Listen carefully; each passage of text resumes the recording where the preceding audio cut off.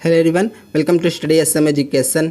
इस वीडियो में हम class 8 CBSE NCERT English book honeydew की third poem Macavity the mystery cat के क्वेश्चन आंसर को डिस्कस करेंगे। तो चलिए इस वीडियो को शुरू करते हैं।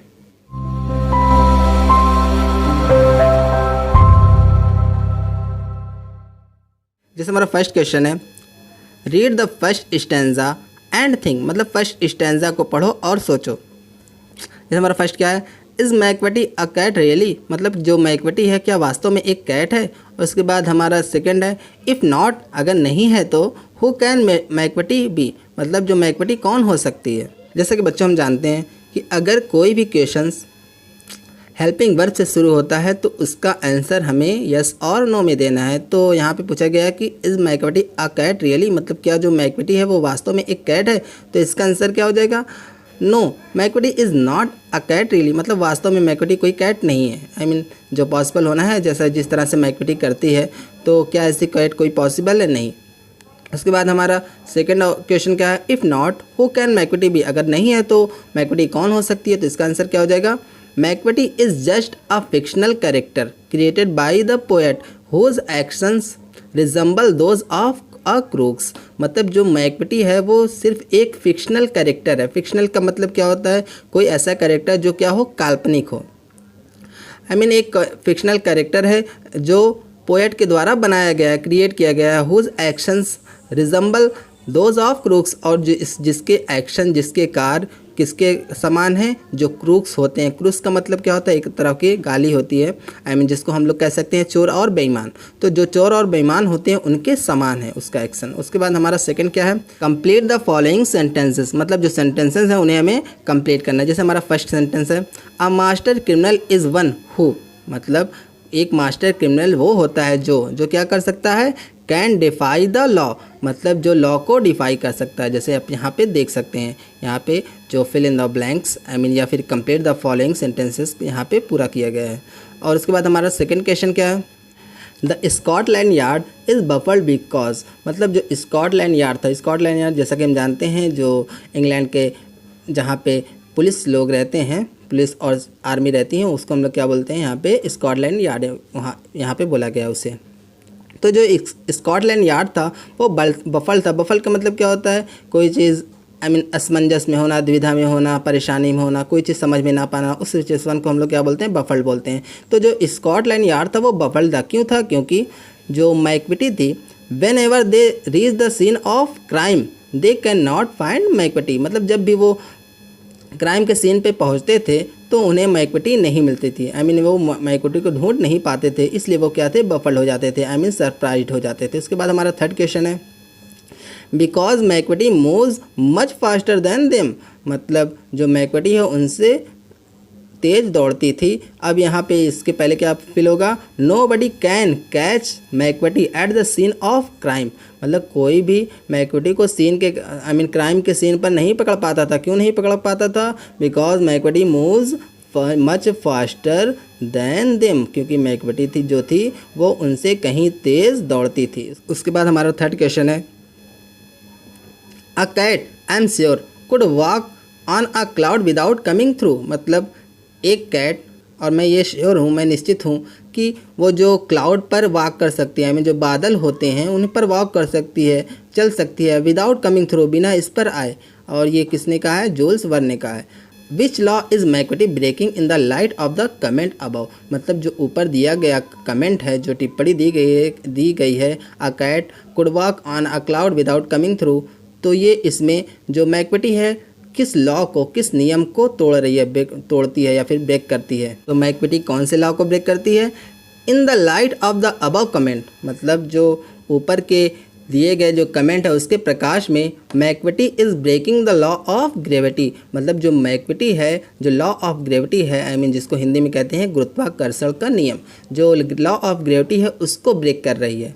अब लॉ ऑफ ग्रेविटी क्या होता है, आई मीन जैसा कि हम जानते हैं अगर कोई चीज़ हवा में ऊपर उछाली जाती है, ऊपर फेंकी जाती है, तो वो चीज़ कहाँ, नीचे ज़मीन पर आ जाती है। और क्यों आ जाती है, क्योंकि जो पृथ्वी का गुरुत्वाकर्षण बल है या फिर ग्रेविटेशनल फोर्स है, वो उस वक्त वस्तु को, उस चीज़ को नीचे खींच लेता है, इसलिए कोई भी चीज़ जिसको हम उछालते हैं हवा में वो नीचे आ जाती है। लेकिन मैकबटी यहाँ पे क्या है, जो बादल है, क्लाउड है, उस पर चल रही है। तो यहाँ पे ये जो मैक्विटी है वो जो न्यूटन का लॉ ऑफ ग्रेविटी है, जो गुरुत्वाकर्षण का नियम है, उसे ब्रेक कर रही है। उसके बाद हमारा फोर्थ क्वेश्चन है, read stanza 3 and then describe Macavity in 2 और 3 सेंटेंसेस ऑफ योर ओन। मतलब स्टैंजा जो 3 है उसे हमें पढ़ना है, उसे पढ़ो और मैक्विटी को 2 या 3 सेंटेंसेस में, अपने खुद के सेंटेंसेस में उसे मैक्विटी को डिस्क्राइब करो। मैक्विटी के बारे में बताओ, मैक्विटी का वर्णन करो। चलिए इसका आंसर देखते हैं। जैसे Macavity is a ginger cat, Macavity एक जिंजर कैट है। Who is very tall and thin with sunken eyes, जो बहुत लंबी है और उसकी जो आँखें हैं वो कैसी हैं, सर्किन धसी हुई है। And bro deeply lined with thought, और जो उसकी ब्रो है, उसकी भवें हैं, बहुत सोचने की वजह से क्या है, लाइंड है, उस पर निशान बन गया है, इस तरह से कह सकते हैं। अब यहाँ पे ये जैसे बच्चों आप देख सकते हैं कि पूरा सेंटेंस सिर्फ एक ही है, क्योंकि सभी सेंटेंसेस को जो कंजक्शन एंड है उससे जोड़ दिया गया है। अगर हम चाहें तो इसको अलग करके लिख सकते हैं, लेकिन हमें मैक्विटी को पूरा जो 2 या 3 सेंटेंस में ही डिस्क्राइब करना है पूरी मैक्विटी का कैरेक्टर को, वो कैसे दिखती है, कैसे अपीयर होती है, कैसे नहीं। इसलिए यहाँ पे जितने भी सेंटेंस थे छोटे छोटे, उनको एंड के थ्रू जो कंजंक्शन एंड है उसके थ्रू जोड़ के एक सेंटेंस बना दिया गया। तो यहाँ पे हमारा फर्स्ट सेंटेंस कंप्लीट होता है।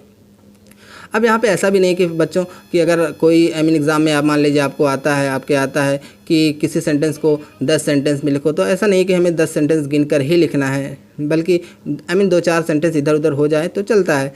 लेकिन अब यहाँ पे सिर्फ 3 कहा गया, तो ऐसा कोशिश कीजिए कि जो सेंटेंस हो उसी तरह में एग्जैक्ट में पूरा सेंटेंस भी हो जाए, जितने वर्ड्स में कहा है, जितने सेंटेंस में कहा है, और हमारा जो उसका आंसर है, हमारा जो आंसर है वो भी कंप्लीट हो जाए। तो इस तरह से हमें कोशिश करनी है। तो हमारा यहाँ पे फर्स्ट सेंटेंस कंप्लीट हुआ। चलिए देखते हैं जो हमारा सेकंड सेंटेंस है।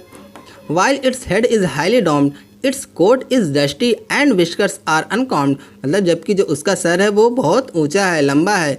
इट्स डॉम्ड का मतलब क्या होता है, जो गुंबद, जैसे गुंबद नहीं होता है उसको हम लोग क्या बोलते हैं, डॉम्ड बोलते हैं। तो जो उसका सर है वो गुंबद की तरह बहुत ऊंचा है। इट्स कोट इज़ डस्टी, और जो इसकी कोट है वो डस्टी धूल से भरी हुई है। एंड विस्कर्स आर अनकॉम्ड, और जो उसकी विस्कर्स है, जो उसकी मूछें हैं, वो क्या है, अनकॉम्ड है। यहाँ पे हमारा सेकंड सेंटेंस कंप्लीट होता है। उसके बाद it sways its head from side to side and it is always wide awake way even when one thinks that it is half asleep। मतलब यहाँ पे अब हमारा थर्ड सेंटेंस है। ये जो अपनी जो हेड है, अपने सर को इधर उधर साइड टू साइड क्या करती है, वे करती है, घुमाती है। And it is always wide awaken even when one thinks that it is half asleep, और ये हमेशा पूरी तरीके से जाग रही होती है जब भी कोई सोचता है कि वह आधी सोई है। जब भी कोई उसे सोचता है कि वो आधी सोई है, तो उस वक्त जो मैक्विटी होती है वो पूरी तरीके से जाग रही होती है। तो इस तरह से 3 सेंटेंस में हमारा जो आंसर था वो कंप्लीट हुआ।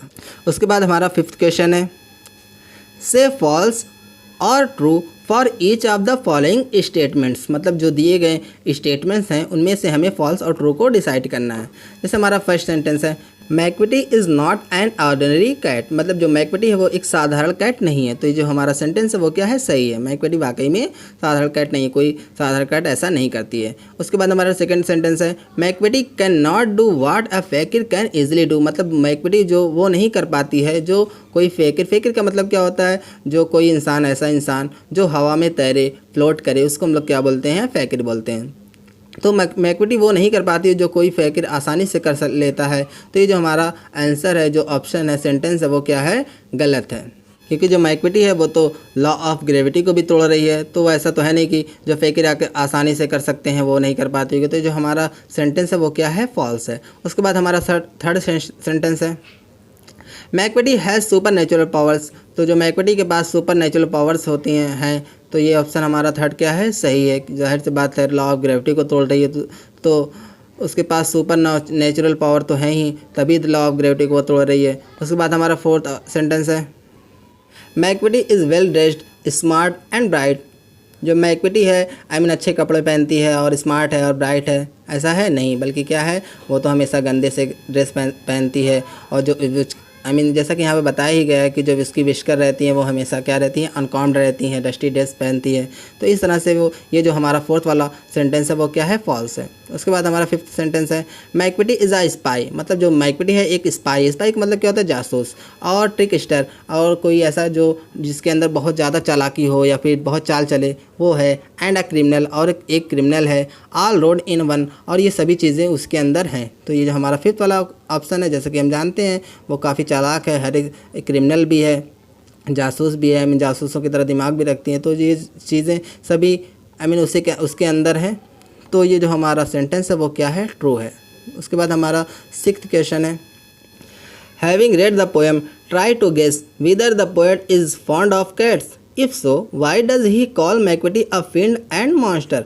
मतलब पोएम को पढ़ने के बाद गेस करने की कोशिश करो कि क्या जो पोएट हैं वो कैट के शौकीन है, उन्हें कैट पसंद है। अगर ऐसा है तो वो मैकबेटी को एक फिंड का मतलब क्या होता है, कोई चीज़ जो डरावनी हो, भूत हो, इस तरह से उसको हम लोग क्या बोलते हैं, दानव कह सकते हैं, दानव हो।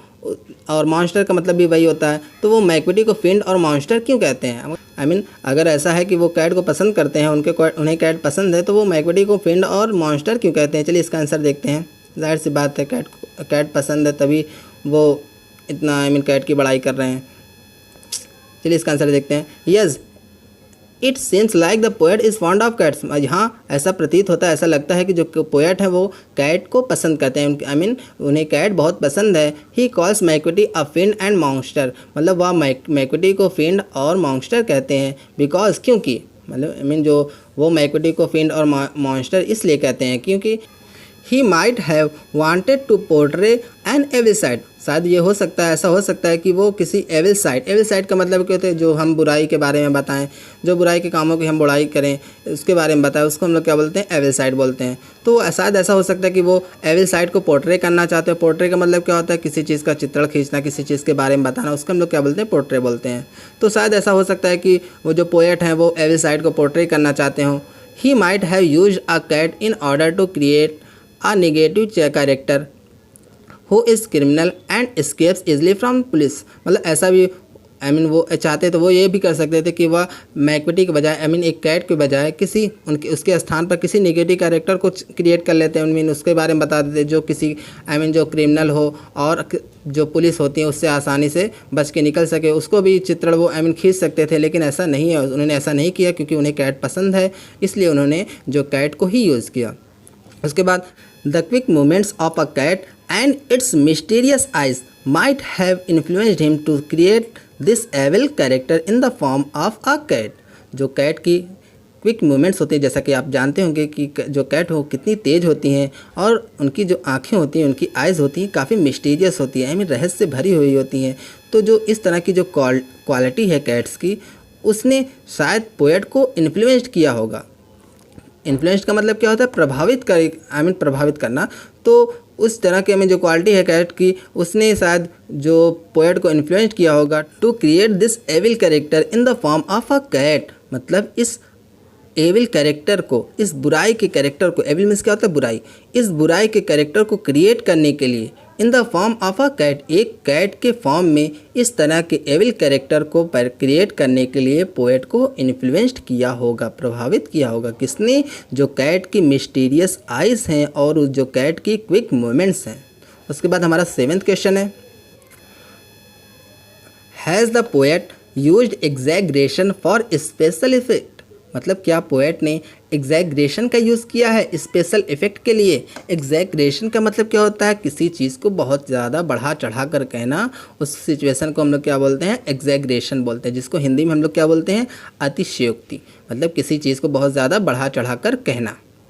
तो क्या पोएट ने स्पेशल इफ़ेक्ट के लिए एग्जैगरेशन का यूज़ किया है। Find a few examples of it and read those lines allowed. मतलब इस तरह की जो एग्जाम्पल्स को ढूंढो और इन्हें तेज़ी से पढ़ो। चलिए इसका आंसर देखते हैं। Yes, the poet has used exaggeration such as the cat's defiance of gravity and it being called a monster of depravity and a fiend in order to enhance the mystery surrounding the cat. मतलब हाँ, जो poet ने एग्जैगरेशंस का use किया है, जो अतिशयोक्ति है, किसी चीज़ को बहुत ज़्यादा बढ़ा चढ़ा कर कहना, उसका यूज़ किया है। जैसे जो कैट है वो डिफाइंस ऑफ ग्रेविटी, जो लॉ ऑफ ग्रेविटी उसको डिफाई कर रही है। And it being called a monster of depravity and a fiend, और वो उन्हें जो पोएट है वो इसे क्या कहते हैं, मॉन्स्टर ऑफ डिप्रेविटी, जो बुराई का मॉन्स्टर कहते हैं और फिंड का मॉन्स्टर कहते हैं, इस तरह के वर्ड्स वो उसके लिए यूज़ कर रहे हैं जो क्या है एग्जैगरेशंस है। In order to enhance, I mean वो किस लिए कहते हैं ऐसा, in order to enhance the mystery surrounding the cat, मतलब जो कैट के चारों तरफ की जो मिस्ट्री है उसको और ज़्यादा इनहेंस करने के लिए, उसमें और ज़्यादा बढ़ोतरी करने के लिए वो ऐसी चीज़ें आई मीन जो एग्जैगरेशन है उसका यूज़ करते हैं। उसके बाद since the cat is shown to be super fast and nobody from the Scotland Yard to the flying squad can catch it on the scene of crime, जबकि जो cat को यहाँ पे बहुत ज़्यादा फास्ट, सुपर फास्ट का मतलब क्या होता है, बहुत ज़्यादा फास्ट बताया गया है कि, और इतना फास्ट बताया गया है कि कोई भी यहाँ तक कि जो स्कॉटलैंड यार्ड है या फिर फ्लाइंग स्क्वाड है वो भी उसको कैच नहीं कर सकता, उसे पकड़ नहीं सकता है। कहाँ पर, जहाँ पे scene of crime, I mean जहाँ क्राइम का सीन है वहाँ पर उसे कोई भी पकड़ नहीं पाता है। तो इस तरह के जो these exaggerations have been used by Eliot to lay stress on this monster's as well as surprising and mysterious nature of Macavity, मतलब ये जो एग्जैगरेशन है वो एलियट के द्वारा यूज़ किए गए हैं। क्यों यूज़ किए गए, ताकि वो इस मॉन्स्टर्स और जो सरप्राइजिंग है और मिस्टीरियस है जो कैट है, मैक्विटी का नेचर है, उस पर स्ट्रेस डाल सके, उस पर जोर डाल सकें। जैसे एग्जांपल देखते हैं, जैसा कि हमने इस पोएम में पढ़ा है, he is the bafflement of Scotland Yard the flying squad's despair. उसके बाद हमारा सेकंड क्या है exaggerations, he breaks the law of gravity. उसके बाद थर्ड क्या है, his powers of levitation would make a fakir stare. और जो हमारा फोर्थ है, he is a fiend in feline shape a monster of depravity. तो इस तरह से जो पोएट हैं उन्होंने एग्जैगरेशंस का यूज़ किया है। सो बच्चों, इस तरह से आपकी एनसीईआरटी बुक के जितने भी क्वेश्चंस थे वो कंप्लीट हुए। होप आपको इनके आंसर अच्छी तरीके से समझ में आए होंगे। फिर भी आपको कोई डाउट है, कोई प्रॉब्लम है तो आप मुझे कमेंट सेक्शन में ही पूछ सकते हैं। If you like this video please like, subscribe, comment and share with your friend. Thank you for watching this video. Thank you.